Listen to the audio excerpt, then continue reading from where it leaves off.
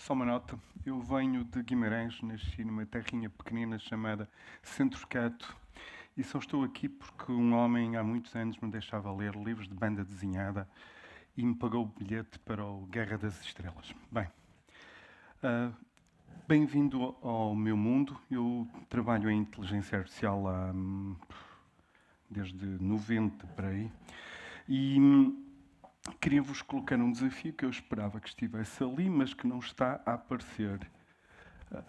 Ok. Conseguem descobrir qual é a peça que devia estar ali? Eu tenho pouco tempo, tenho que acelerar. Ahm, Se repararem, bem, o humano, para mim, pelo menos como humano que sou, ainda sou, eu provavelmente descobri rapidamente que há sempre uma peça que tem uma área central maior, que é a que falta, não é? Julgo que perceberam que é a A. Mas se forem ver com cuidado, vão ver que pode haver outro padrão. No fundo, estou-vos a pedir para descobrir o que é que ali é repetido, não é? E vão ver que o que acontece é que em cada posição, o que move, por exemplo, de baixo para cima, não é? Move uma pecinha, no fundo só, uma linha, está bem? E aqui, conseguem descobrir? Demora um bocadinho mais, não é?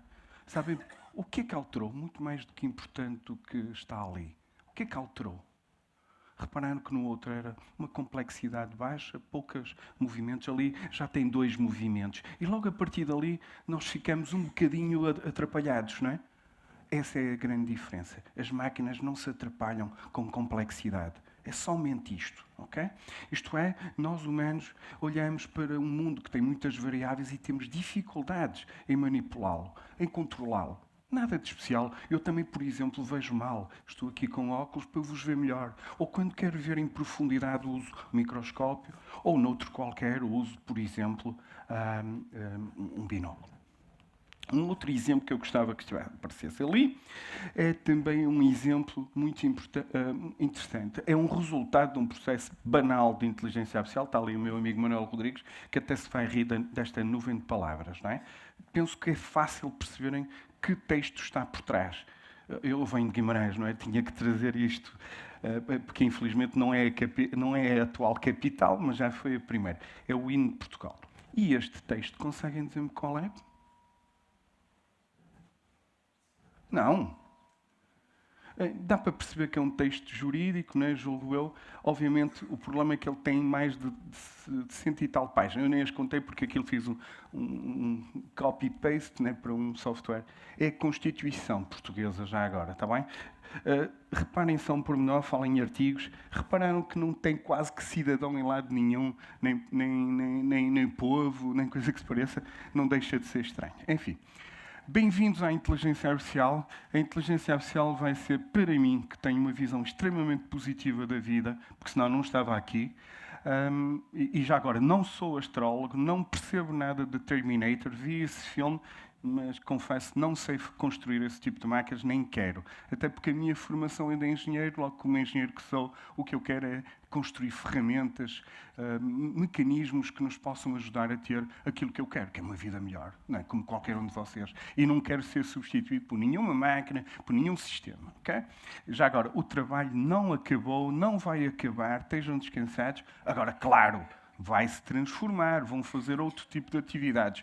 Mas isso não é nada de especial para alguém como eu, que vem de uma aldeia, aldeia não, sou o presidente da Junta de SK, ficava cheio até comigo, de uma vila relativamente pequena, muito agrícola, onde o meu avô usava aqueles bois com os cornos grandes, chamado raça galega, para quem não sabe, e hoje os meus tios usam tratores. O mundo muda, naturalmente, e é nessa perspectiva e com essa visão que eu aqui estou para vos mostrar. Aquelas empresas todas que estão ali têm um denominador comum. Aliás, uma mão, digamos assim, que as controla. O que lhes deu valor foi ferramentas de inteligência artificial. Se não fosse a inteligência artificial, provavelmente o Amazon não tinha passado de um website na internet, o Google não teria sido o maior motor de busca do planeta Terra e arredores, e o Facebook não estaria a dominar a maioria das redes sociais. Okay? Logo, inteligência artificial, algo que permite potenciar, de algum modo, negócios, ideias, seja lá o que for. O Sr. Eric Schmidt é CEO de uma dessas, foi durante muito tempo CEO de uma dessas e resumiu basicamente o que está a acontecer.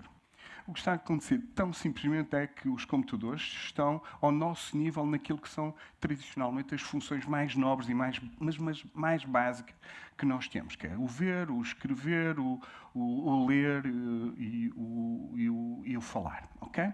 Logo, se nós conseguimos ter máquinas que fazem isso, e que fazem isso, em muitos casos, até melhor que o humano, dou-vos só este exemplo que passou na comunicação social, que num concerto com 50 e tal mil pessoas, ou mais, provavelmente mais, que na China tudo é grande, conseguiram detectar uma pessoa que tinha um problema, um problema judicial, policial, qualquer coisa assim.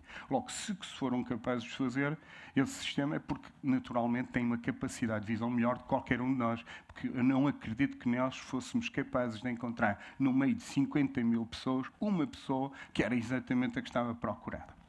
Pronto. Então, se isso é possível, isso significa o quê? Que todas as tarefas, todas as funções que utilizem este tipo de funções vão ser provavelmente automatizadas.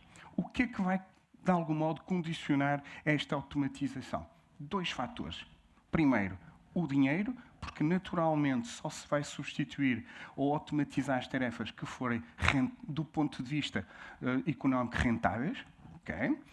Isso já se nota, por exemplo, na automatização das maiores partes das fábricas, a tal indústria 4.0, mas na sua farmácia, onde vai neste momento também a parte, por exemplo, de estocagem, normalmente já está assim. E o que é que isso significa? Que as tarefas que não forem, do ponto de vista económico, rentáveis, irão se manter a ser desempenhadas por humanos, digamos, com tarefas menos nobres e com salários baixos, e depois o que é que sobra? As melhores, aquelas em que nós estamos na nossa praia, que são as criativas, as que necessitam de uma intervenção de facto humana. Okay? O que é que está a acontecer nesse intervalo? Naturalmente está a crescer a pouco e pouco, sempre que existem processos de engenharia que permitam essa automatização e de facto que o dinheiro aí chegue. De qualquer forma, como eu digo ali, e como diz o Eric Schmidt, não vai haver falta de trabalho. O que vai haver é transformação desse trabalho.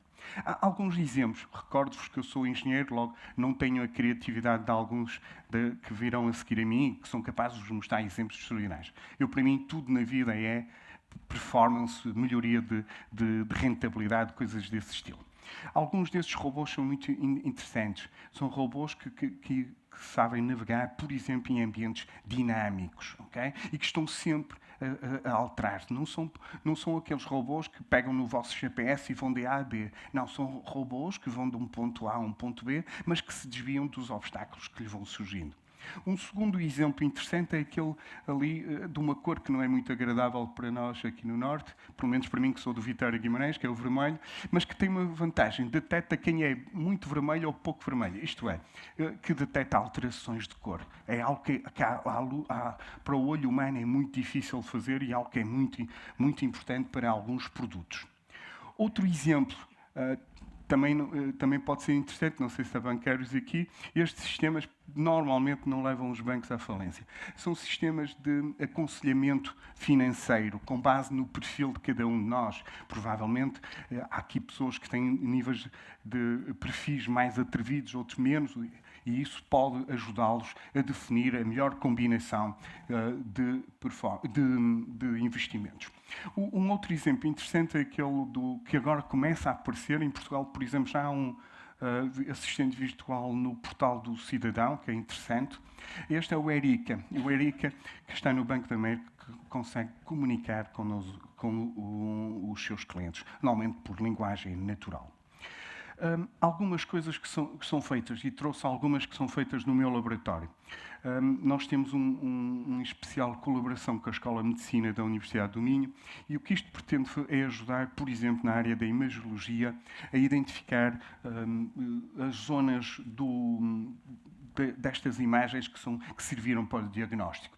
Isso dá um nível de confiança maior ao médico, e o médico fica a saber porque que o sistema tomou aquela decisão, aquele diagnóstico. Okay?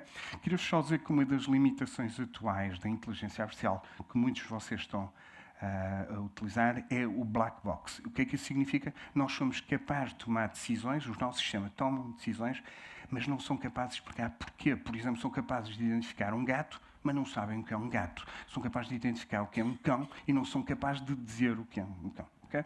Por isso, isto é um dos processos que vai dar confiança também a quem vai utilizar. Já agora, uma observação que eu digo sempre. Isto de tomar decisões sem as explicar não é nada de especial. Nós fizemos isso todos os dias. Querem o melhor exemplo? Quem de vocês consegue explicar porquê que escolheu aquela menina ou aquele menino para estarem juntos? Nenhum de nós. O que fizemos foi, a posteriori, desenvolver um processo supostamente racional para justificar que ela era a mais bonita, a mais inteligente e a loira daquela festa. Isto é para mim, claro. Coisas que eu faço também no meu laboratório. Eu não vos venho mostrar coisas extraordinárias, porque não é isso. Eu não acredito em robôs super inteligentes, nesse super inteligente. Ou melhor, acredito, mas não nos próximos anos, nas próximas décadas. Coisas que nós temos a fazer no laboratório. Por exemplo, a detectar stress. Por exemplo, claro que se pusessem aqui sensores, isto ia dar headline por todo lado. O que é que acontece? Nós conseguimos perceber, com base na vossa interação, usando as interfaces mais vulgares, teclado, rato e, por exemplo, smartphone, devido aos sensores que eles têm, está bem? E com base nisso, detectamos algo, que eu vou já explicar o que é com um exemplo final, e caracterizamos a vossa interação. E com base nessa interação, eu sou capaz de vos dizer uma série de coisas. Umas delas é detectar alterações de stress, outras de fadiga e até controlar se estão ou não com atenção a um determinado assunto. Claro que neste caso é uma ferramenta que está a ser desenvolvida para quem trabalha com gadgets, né, e equipamentos informáticos. Ela está a ser validada, por exemplo, com os alunos. As nossas cobaias são os alunos da Escola de Medicina da Universidade do Minho, que usam sistemas de e-learning para fazer os testes, por isso já estão a imaginar. Robôs, também eles há por todo lado. E isso vai contrariando um pouco aquilo que eu estava a vos dizer há bocado. Aquele robô do Hiroshi Ishiguro, que é um colega meu do Osaka Institute, no Japão. Conseguem descobrir qual deles é que é o Ishiro, já agora? É o da direita ou da esquerda? Da esquerda, muito bem. Sabiam que ele não teria vindo ao TEDx? Sabem o que é que ele faria? Mandava aquele robô, que já agora se tem do tronco para cima, e mandava o vídeo, a voz, perdão, ou falava por Skype e o robô mexia-se. Okay? Em função, não era algo já comentado, como por exemplo aqueles robôs ali, né? que é basicamente uma máquina de estados que faz sempre e repete um conjunto de sinais. Naquele caso, em função da expressão, da voz do Ishiro, alterava o seu comportamento. Okay? Claro, ele é japonês, é muito mais simples, mexe-se menos que, por exemplo, o Paulo Novaes. Ok? Logo, o que é que acontece? De facto, ainda não temos o Mr. Data do Star Trek. Não, mas para lá caminhamos, está bem? Por exemplo, aquele exemplo, ali é o Ângelo Costa, que é um meu aluno que está em pós-doc na Universidade de Valência, em Espanha. Estamos a desenvolver um robô, um robô que nem foi desenvolvido por nós, é um robô comercial, mas o que ele faz é aprender os hábitos de cada um de nós, as limitações e ajusta, naquele caso, o treino físico ao nosso desempenho. Okay? Portanto, no meu caso, naturalmente, nesta altura, punha-me a fazer poucas coisas. Continuamos também a ter carros autónomos e vamos tê-los, no entanto, o problema dos carros autónomos que ainda não se desenvolveu tanto como vocês gostariam, provavelmente, porque simplesmente é uma questão de decidirmos o que é que vai acontecer quando eles tiverem acidentes e quando eles tiverem que tomar decisões. E isso é um problema importante, o mau uso da inteligência artificial. E é nesse sentido que eu aqui trouxe só os carros, está bem? Porquê? Porque hoje, quando nós vamos num carro, nós tomamos a decisão sobre o que é que acontece dentro do carro, mas também tomamos a decisão porque somos nós que controlamos. Quando não for assim, como é que vai ser? Vocês entrariam num carro que não garantisse a segurança do passageiro? Eu sei que são todos altruístas, mas pensem nisso. E este é um dos exames finais que eu tenho, mas é para mim o mais interessante, porque há bocado falava-se de criatividade. Eu vi uma pequena TEDx que estava aqui. E de algum modo há a ilusão que as máquinas não conseguem ser criativas. O que é criatividade? dos homens que eu mais admiro chama-se François Pachet, trabalha na Spotify. É um músico de jazz, que é algo que eu não sou, não percebo nada. Eu venho de uma terra onde há só grupos folclóricos, por isso já conseguem perceber que não é fácil para mim. Mas é também um especialista em inteligência artificial e definiu criatividade como definir um estilo. Okay? Logo, se repararem para aqueles quadros, por exemplo, do Van Gogh, reparem que ele tem um estilo, isto é, nós sabemos identificar quais são os quadros de Van Gogh. E o que é isso, um estilo? É um padrão que ele segue, algo que ele repete sistematicamente, as cores, o traço, enfim, aquilo. Okay?